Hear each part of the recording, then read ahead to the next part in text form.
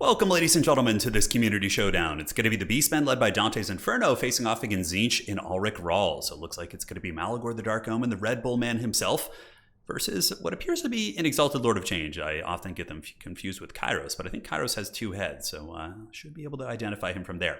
Now, as far as the Beastmen build goes, it looks like it's going to be one of the better units on the roster via the Ungor Raiders. Very, very good against Tzeentch. They can creep up, they can drag down the demon units, and even with attrition, they can shoot down the Armored Chaos Warriors, especially the Halberd variant. Not the most armor-piercing, but for what they are, I think that Ungor Raiders are very, very good. Basic Ungor herds, obviously, the Beastmen rank and file. They get the job done if they are going to be getting stacked with Minotaurs. Now, Minotaurs are quite beast mode here, and the pun actually wasn't intended, just kind of happened that way. But great armor-piercing. The Butchers of Kalkengard are also shielded, they can heal. And Minotaurs, after the cost reductions, are one of the staples of Beastmen, one of the staples of Khorne. They were used before, mainly the Butchers of Kalkengard, but I think that regular shielded Minotaurs really aren't bad here. I mean, they still have some armor at 45, and they have silver shields. So if they're getting shot by blues and pinks, they're going to be mitigating 55% of the damage coming in from those shots, right? Which isn't bad. Now, what spells is Malagor going to bring? It looks like he does have... what does he have? Any spells? I'm looking his... Okay, he's got Flock of Doom. It looks like he's casting Flock of Doom over here on the blob, and Flock of Doom is okay. It's not like the craziest spell in the world, but it can punish, blobs of Tzeentch demons and things like that.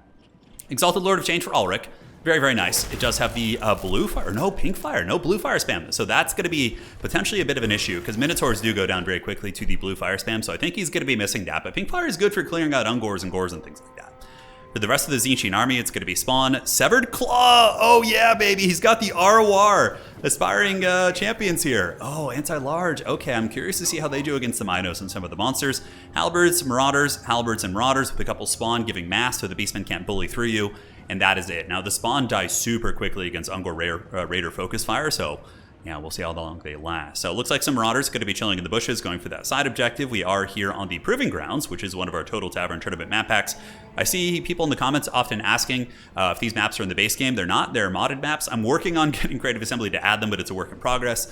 But essentially, if you just search Total Tavern Tournament Map Pack, you and your friends can just download the mod and you can play them and, live it up. You're not going to be stuck playing a Nuts and Black Ark forever. Exalted Lord of Change, going to be flying about. Looks like there's going to be some pink fire action going down here, but there is going to be some Daka, so the bird's going to get poked.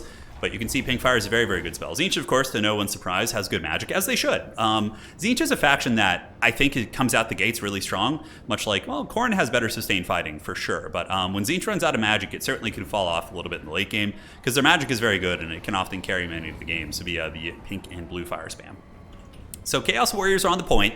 I think initially the point will probably go to Tzeentch. Chaos Warriors are pretty fighty. Unfortunately for these guys, they don't have shields, so they're going to be getting peppered.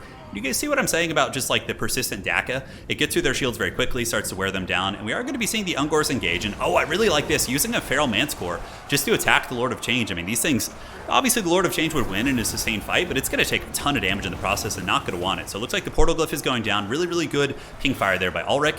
And there is going to be a Portal Glyph summon, which is going to be shutting down some of the other variants. And Ulrich moving in with Spawn on top of the two missile pieces. So far, a really good opening. I would imagine that Sandwich here, or Dante's Inferno, is going to want to be pulling back these Ungor Raiders. He goes by Sandwich on the leaderboard as well, so I'm just kind of pointing it out there. But he's going to want to pull these Raiders back and for sure get his Minotaurs to kind of stop up these Spawn. Granted, Spawn do very well against Minotaurs. They don't have much armor piercing, but it doesn't really matter if they're fighting Minos. Now, big fight on the blob. Flock of Doom going to be going down as well, so the Beastmen are casting Flock of Doom, and that is going to be hitting several Chaos Warriors. Wearing him down, probably not the most value. Yeah, he's only gotten 200 value so far. Far side objective is going to be going to the Beastmen, and currently Tzeentch is controlling two. So Centaur's the throwing axes there, really, really able to kind of use their mobility and grab that point.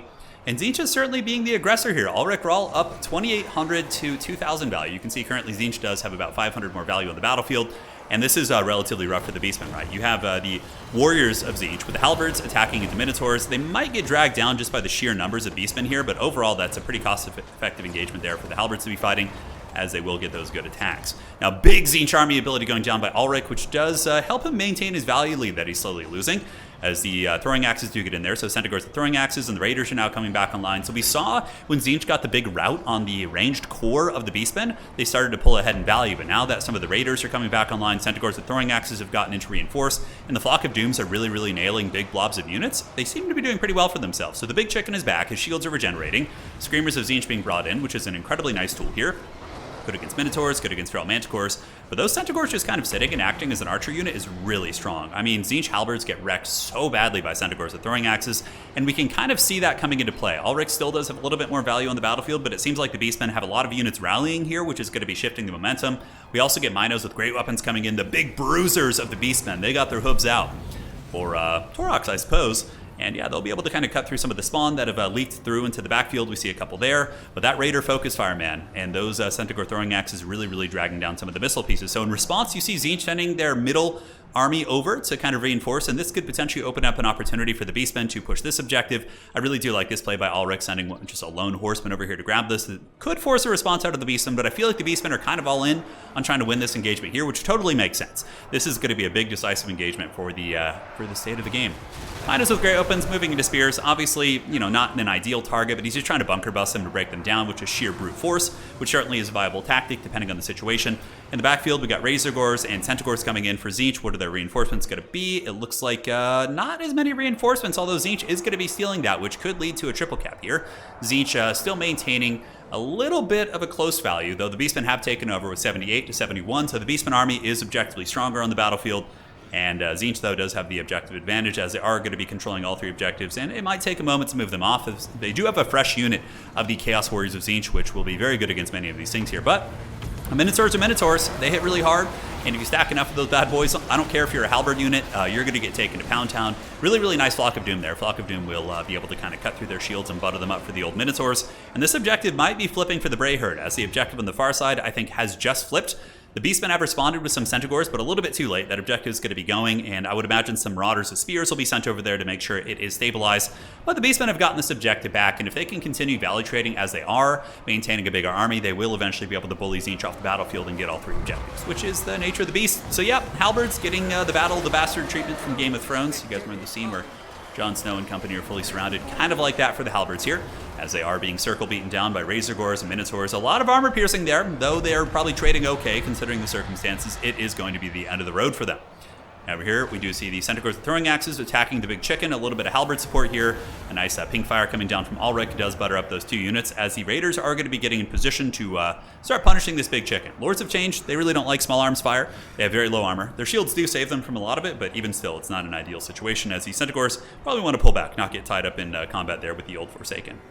On the other side, Centaur is going to be grabbing the objective. We do see some more Centaurs coming in, so Beastmen are a faction much like Slaanesh, that when the battle gets more chaotic and less structured and organized, and there's kind of loose pieces all over the battlefield, that's where the Beastmen really shine. In head-up, like formation-based engagements, in my experience, the Beastmen don't do super hot. They do okay. They can, depending on the build, if it's like a Beastman Minotaur rush, but they're going to be at a disadvantage, I would say, unit per unit. But once things get crazy, they're 90-speed Centaurs, just like Slaanesh gets crazy with like Hellstriders picking things off. The Beastmen can kind of do the same things, but not quite as effective as Slaanesh, because Slaanesh is just overpowered. They have like physical resist, they have stacking ward save effects, they have a free snare in their army ability, they have a free rampage. I mean, yeah, I don't know, man. It's, well, you can tell it's balanced around campaign and not multiplayer. Let's just put it that way.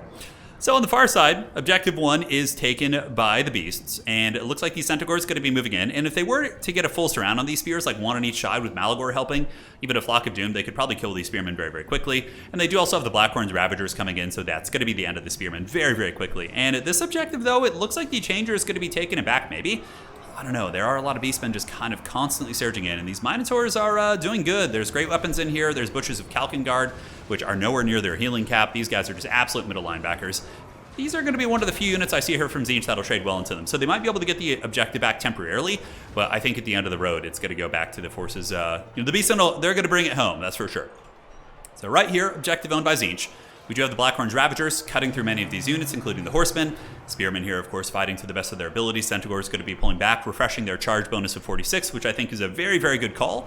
Now, on this objective, Beastmen still go in beast mode, but now we see the Severed Claw, the dreaded ROR. Where have they been all game, by the way? Did they just, like, die earlier and we didn't see? I don't know, my apologies for not giving you guys the best angle, but yeah, Severed Claw is going to be really scary here. And you can see many of the Minotaurs, especially the great weapons, who are kind of buffering them off, are getting absolutely wrecked. So good comeback here by Ulrich, as the army values in the battlefield 7.1 to 6.9. So Ulrich has done a very good job pulling it back, and you can see it's a very similar correlation to the current army values, which seem to be an incredibly accurate representation of the state of the battle. And Tzeentch spamming out all these different halberd units, man, not making it easy. But the Beastmen mobility really showing why it's strong, as they're chasing down many of these marauders. Centaurs really being super problematic, as the Beastmen do get a double cap, but currently Tzeentch does have a point lead, so they have a little bit of a cushion in terms of trading back. And one thing is that, like, yeah, Malagor's an okay fighter. Flock of Doom is okay. I personally think Pendulum would have been a better choice here, just to kind of tear down Forsaken and things like that, and the infantry and the halberds. But Kairos, not Kairos, but the Exalted Lord of Change is going to be more of a difference maker in the late game, being a big terror-causing fighting monster, whereas Malagor is going to fall off very heavily once the Winds of Magic runs dry, which it has. You can see the Beastmen are out of reserves right now. They have 2 Winds of Magic in the pool. So Malagor is basically just like a glorified, flying chicken right now. And I don't know if he's going to do much. We'll see. So Tzeentch pressuring this objective. We do get Ungor herds moving back in.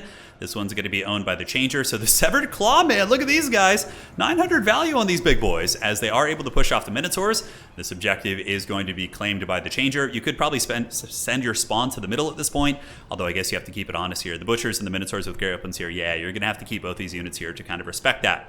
But the Beastmen are going to be swarming onto the middle with Minotaurs and Centaurs looking to take a big fight, and the Tzeentchian forces look a little bit under-supported here. I guess the Spears are doing very well, but they're about to just get a full-on Beastman sandwich here. The stake is looking for some revenge as the Beastmen Minotaurs get in. They got their horns locked, baby, and here they come. Big charge. We see the Minotaurs, bulls on parade in full effect, as the Spears are fleeing the scene, actually broken, and this objective is going to be a remaining control, in the control of the Bray Herd, as maybe a Tzeentch army ability coming down. Tzeentch looks to be out of magic as well, so that looks like it's going to be the Tzeentch army ability, which he's probably been saving in the back pocket.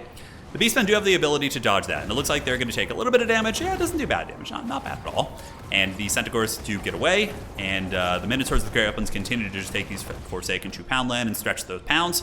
On the other side, the Severed Claw, just absolute chads, holding it down. 1,250 value, not bad at all, man. Able to kind of hold back the Minotaurs, but will the Butchers of Kalkengard and these Great Opens be able to kind of take them? I wonder if he's going to take that fight. Probably not. If there were some chaff units here, if like some Ungor herds were nearby, that could be a very prudent fight to take, but I think in this situation it probably isn't. So, but the Minos and the Beastmen, man, very scary, very mobile. Much like Slaanesh, they bounce between objectives and make it very tough to defend any of those points. You leave one halberd there, you think it's safe. Suddenly some infantry with stock pop out, and the Minotaurs just kind of steamroll you, very much in the style of the Ogre Kingdoms, using Noblars and stacking Ogres on top of them. The Beastmen can do the same thing to very good effect, and even faster in some regards, right? So, what is Tzeentch going to do? They're currently down a couple points. The Beastmen do have 2, 736 and 912. This game is pretty much dead even, guys. Their army values are currently 6,600 for Dante's Inferno. For Ulrich, it's about 6,500, give or take, fluctuating a little bit.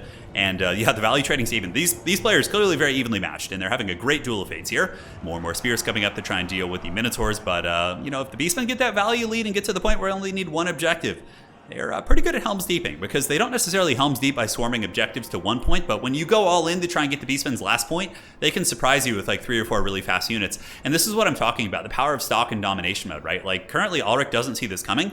The old Severed Claw is going to be fleeing the scene, and now there's just like a stealth capture weight unit here. Now, thankfully for Tzeentch, these guys are expendable, so their capture weight's terrible. It's only 2, whereas normal infantry units are 5, so it's going to take them a couple years to get this objective, but it is something that's working against you, and you're going to have to kind of take into account.